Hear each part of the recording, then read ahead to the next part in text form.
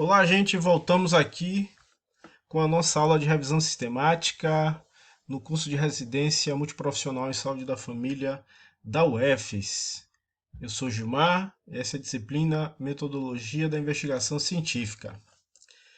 Na última aula, nós paramos exatamente neste ponto, né, na estratégia de busca. Lembrando que na revisão sistemática, a nossa estratégia de busca ela deve ser em pares, ou seja, dois revisores, pelo menos, né, realizando a mesma busca a partir do mesmo protocolo de revisão sistemática. Essa busca, de preferência, deve ser independente e em pontos específicos do trabalho, a cada 10 artigos revisados, a cada 20 artigos revisados, a gente faz as comparações. Mas no momento anterior, que é a busca, a gente também deve fazer a busca em separado. E nesse caso, de preferência, ao final do processo de busca, quando forem gerados aí todos os artigos possíveis de se encontrar a partir dos descritores utilizados e dos operadores booleanos que são utilizados para combinar esses descritores, a gente faz a comparação entre os revisores. A utilização de operadores booleanos é muito importante porque eles proporcionam ou ampliar ou restringir a busca, depende do objetivo do pesquisador naquele momento.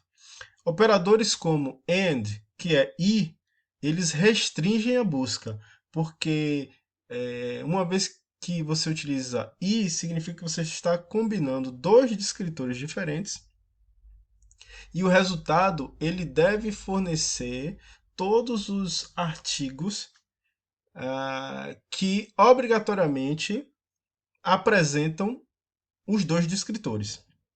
Então é uma restrição. Quando a gente utiliza o or, que é ou, a gente amplia a nossa busca. Então, se antes a gente achava artigos que necessariamente tinham que ter uma e a outra palavra, ou um ou outro descritor, agora a gente vai buscar uma lista de artigos que tem ou um descritor ou outro descritor. Portanto, a gente amplia o número de arquivos gerados. And not, ou seja, e não, é uma estratégia de refinamento. Ela faz uma restrição a uma questão específica. Por exemplo, se a gente fizer uma busca sobre câncer de útero, a gente pode combinar as palavras câncer e útero. Então, os artigos gerados, eles vão ter que obrigatoriamente abranger as duas coisas, câncer e útero. E aí a gente faz uma ressalva. And not, ou e não, câncer de colo de útero. Porque se a gente coloca só câncer e útero, vai vir misturado câncer de útero, câncer de colo de útero. São duas coisas diferentes, embora seja basicamente no mesmo órgão. É uma estratégia de especificar algo dentro de um grupo de assunto. Asterisco ele serve para a gente definir prefixos e sufixos. Então a gente pode fazer assim, ó, a gente pode pegar uma palavra e fixar o prefixo dela. Então,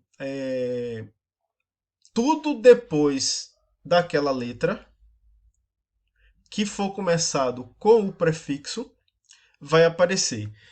Imagina aqui, ó, essa palavra operadores. Se a gente pega a palavra oper asterisco, o buscador ele vai buscar tudo aquilo que começar com oper e terminar com tudo aquilo que for possível de ser terminado e fazer algum sentido. Então, nesse caso, a gente está ampliando bastante a busca a partir do prefixo de um termo. Os parênteses é quando a gente quer definir uma oração ou uma palavra que vai ser buscada ipsiliteris dentro do buscador. A gente quer aquela palavra, a gente não quer nenhum sinônimo, nenhum tipo de variação naquela palavra. Se a gente joga entre parênteses uma oração, o buscador ele vai buscar a oração exatamente da forma como ela está escrita, né? E as aspas, elas servem mais ou menos para fazer a mesma coisa, né? É, esses operadores booleanos, eles são muito comuns na maior parte dos buscadores. Inclusive, o Google ele funciona utilizando esses operadores booleanos. A única diferença entre uma base de dados e outra é a forma como ela expressa a sintaxe da busca depois que você utiliza o operador booleano. Bom, outra coisa muito importante na estratégia é buscar sempre em várias bases de dados. Muitas vezes, o mesmo artigo ele é indexado em mais do que uma base de dados. Significa dizer que quando a gente fizer a busca no Cielo, no Medline, no PubMed, é possível que o mesmo artigo apareça 3, 4 vezes. No entanto, existem algumas revistas que são indexadas em uma base, mas não são indexadas na outra base. Nesse sentido, é importante buscar em mais do que uma para a gente ter uma busca o mais sensível possível. E outra estratégia importante de busca é a chamada busca ativa nas referências. Isso aqui normalmente a gente faz após obter a lista final dos artigos que serão revisados. Então a gente fez a busca com toda a nossa estratégia, a utilização de operadores booleanos. Aí a gente vai para a fase da seleção. A gente analisa os títulos e os resumos e baseado nos nossos critérios de elegibilidade, a gente vai deixando os artigos que atendem ao escopo, né, da nossa questão de investigação e a gente vai eliminando os outros. É nessa fase de seleção que a gente elimina também as duplicatas. Depois que a gente elimina a duplicata, faz seleção por título e seleção por resumo, nada mais tem a fazer a não ser fazer a seleção pela leitura na íntegra do artigo. Tudo aquilo que não foi descartado pelo título e pelo resumo pode ser descartado pela leitura do texto na íntegra. Após essa fase de leitura na íntegra, a gente descarta alguns trabalhos e mantém aí a chamada lista final de artigos incluídos na revisão. A gente extrai os dados desses artigos, a gente faz avaliação de qualidade metodológica e ainda é possível excluir um ou outro. No final, os artigos que permaneceram, a gente submete à busca ativa nas referências, porque, de algum modo, a nossa estratégia de busca ela pode ter falhado e não ter sido sensível o suficiente para pegar alguns trabalhos importantes sobre aquele assunto. Quando você é um conhecedor relativamente bom, com um relativo expertise em determinada área, você conhece os artigos, né? Ontem eu estava tendo uma reunião com minha orientadora, ela falou, olha, eu estou seguindo os artigos publicados pela autora fulana de tal. Então, se ela publicou um artigo esse mês, eu já recebo a notificação, eu sei exatamente o que é que ela está publicando, qual é a linha que ela está seguindo. Então, nesse sentido, ela tem muita expertise na área que ela conhece. Então, se ela for fazer revisão e determinados trabalhos ficaram fora da sua estratégia de busca, ela sabe que tem alguma coisa errada. Então, a busca ativa nas referências pode auxiliar a preencher essa lacuna. Bom, na utilização dos operadores booleanos, eu já comentei, então o OU ele amplia, né? E o I ele restringe. Mas quando a gente faz a busca, a gente pode combinar ambos. Por exemplo, a gente pode utilizar um descritor 1, que no processo de busca ele vai produzir uma lista de artigos na combinação com um descritor 2, e a gente ainda abre a possibilidade de buscar o descritor 1 ou os seus sinônimos e o descritor 2 ou os seus sinônimos. Então, se por esse aspecto a gente tem uma restrição da busca, Por esse aspecto e esse aspecto, a gente tem uma ampliação. E a gente pode fazer isso quantas vezes for possível e fizer sentido para a nossa busca. Então, um exemplo aqui é utilizar obesidade e atividade física ou atividade motora, porque esse aqui é o indexador oficial e esta palavra ela é sinônima. Normalmente, a atividade física ela aparece muito mais no texto e no título, e a atividade motora ela aparece normalmente apenas nas palavras-chave ou keywords. Então, é conveniente buscar pelas duas, né? Ou uma ou outra.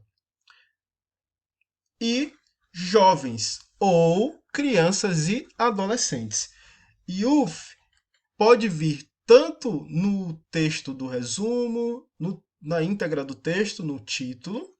Children e adolescent podem vir também no título, no resumo, no corpo do texto, mas também são termos de indexação.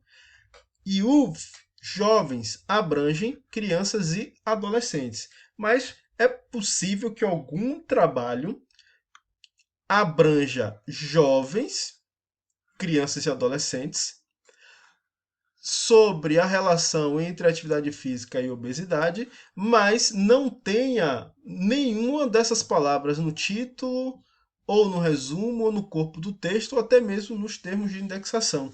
E nesse caso, se a gente não colocar isso aqui, a gente termina perdendo. Bom, a avaliação da qualidade metodológica é outro passo importante da revisão sistemática. Possibilita que a gente identifique limitações nos métodos dos trabalhos revisados.